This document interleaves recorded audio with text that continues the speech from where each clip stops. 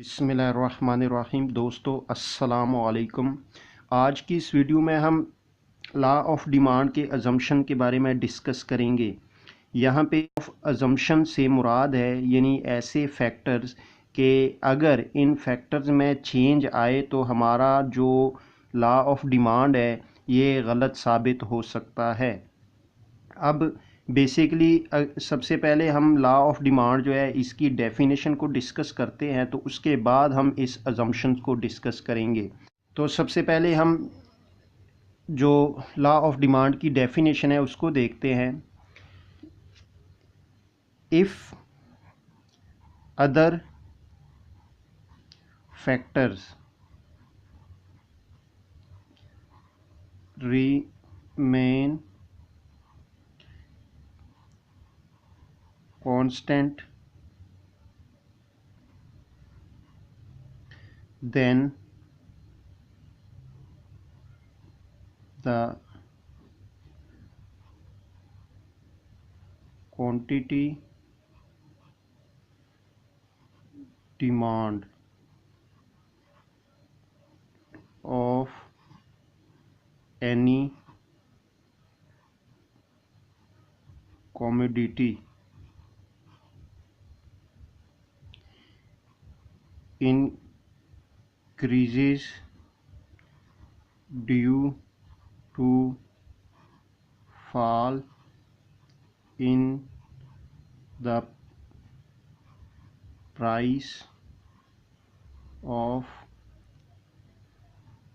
that good and vice versa। ये हमारे पास demand की डेफिनेशन है कि हमारे पास जो सबसे पहले जो शर्त की दी गई है, यहाँ पे जो शर्त है इसमें सबसे पहले वो है if other factor remain constant, यानी हमारे पास इसमें कुछ ऐसे फैक्टर है जिसको हमें मजबूरन कांस्टेंट करना पड़ेगा। अगर उनको हम कांस्टेंट नहीं करेंगे तो उसकी वजह से हमारा जो लॉ ऑफ डिमांड है वो गलत साबित हो सकता है। उसके बाद कहता है then the quantity demanded of any commodity increases due to fall in the price of that good and vice versa. यहाँ पे जो बात हो रही है कि अगर किसी शय की कीमत कम होने की वजह से उसकी डिमांड बढ़ जाए या किसी शय की कीमत ज़्यादा होने से उसकी जो डिमांड है वो कम हो जाए तो उसको हम लॉ ऑफ डिमांड कहते हैं। अब यहाँ पे जो हमारे पास सबसे पहले चीज़ दी गई है if other factor remain constant, basically हमने इन ही फैक्टर्स को देखना है, डिस्कस करना है इसकी अजम्पशन में कि ये वो मफरूज़ात है कि जिनमें जो रिमेन कांस्टेंट रहे, यानी इनमें कोई चेंज ना आए। अगर इनमें चेंज आ जाए तो हमारा जो ये लॉ ऑफ डिमांड है ये बिल्कुल टोटली गलत साबित हो जाता है। तो अब यहाँ पे हमारे पास इसके फैक्टर्स है कि इनमें कौन कौन से फैक्टर, बेसिकली ये कुछ फैक्टर यहाँ पे मैंने लिखे हुए हैं। हमारे पास जो सबसे पहला फैक्टर आता है, देखें ये हमारे पास है पी से प्राइस। बेसिकली ये तो मेन है, यानी प्राइस और जो क्वांटिटी डिमांड है, जो डिमांड है इसमें एक रिलेशनशिप है, नेगेटिव रिलेशनशिप। यानी अगर प्राइस बढ़ेगी, देखें अगर हमारे पास यहाँ पे प्राइस बढ़ेगी तो क्वांटिटी डिमांड कम हो जाएगा। इसी तरह अगर हमारे पास प्राइस कम होगी तो क्वांटिटी डिमांड बढ़ जाएगी, यानी ये इनमें रिलेशनशिप है। ये हमारे पास प्राइस जो है।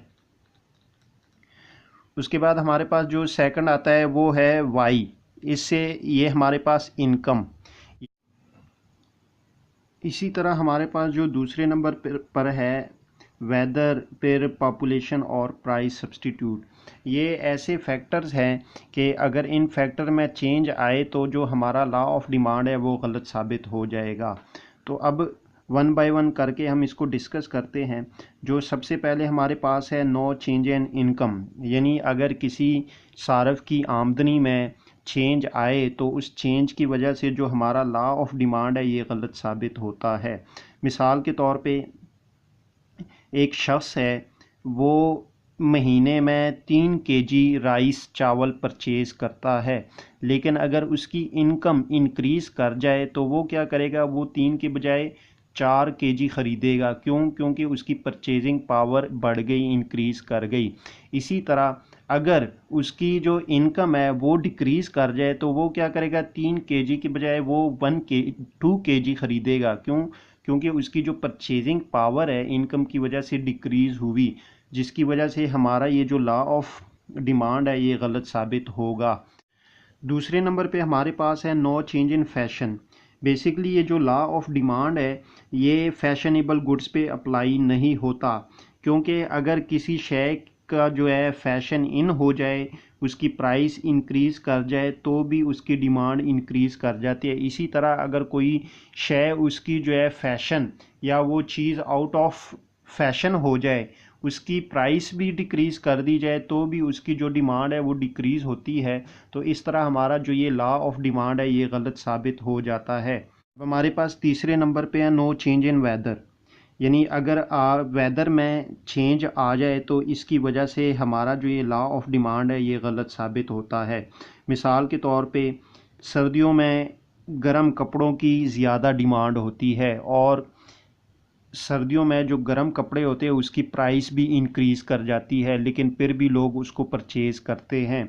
इसी तरह अगर हम बात करें गर्मियों में कोल्ड ड्रिंक की, चूँकि गर्मियों में कोल्ड ड्रिंक बहुत ज़्यादा यूज़ की जाती है और उसकी प्राइस भी बढ़ जाती है, तो जिसकी वजह से हमारा ये कानून जो है, लॉ ऑफ कानून ये गलत साबित होता है। यानी आपका जो वेदर है उसमें भी चेंज ना हो, अगर आपके वेदर में चेंज हो जाता है तो उसकी वजह से जो है डिमांड और प्राइस जो है उसमें भी ऑटोमेटिकली चेंज आ जाता है, तो जिसकी वजह से हमारा ये जो कानून है ये गलत साबित होता है। इसी तरह हमारे पास जो है चौथे नंबर पे no change in population size. यानी अगर आपकी जो पॉपुलेशन है, आबादी है, अगर मिसाल के तौर पे पॉपुलेशन बढ़ गई तो जो आपकी डिमांड है किसी भी शय की वो ऑटोमेटिकली इंक्रीज़ कर जाएगी उसी प्राइस पे। इसी तरह अगर आपकी पॉपुलेशन जो है कंट्री की कम हो जाती है तो किसी भी शय की डिमांड कम हो जाती है। क्यों? क्योंकि पॉपुलेशन कम होने की वजह से। तो इस सूरत में भी हमारा जो ये लॉ ऑफ डिमांड है ये गलत साबित होता है। इसी तरह हमारे पास जो लास्ट पे है no change in price of substitute. Basically substitute से यहाँ पे जो मुराद है मुतबादल।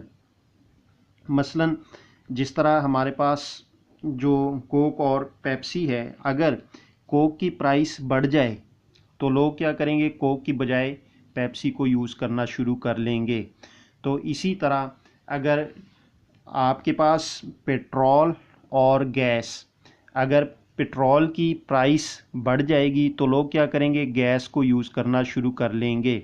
अगर गैस की कीमत बढ़ जाएगी तो लोग क्या करेंगे, अपनी जो गाड़ियां हैं या बाइक्स है उसमें पेट्रोल यूज़ करना शुरू कर लेंगे।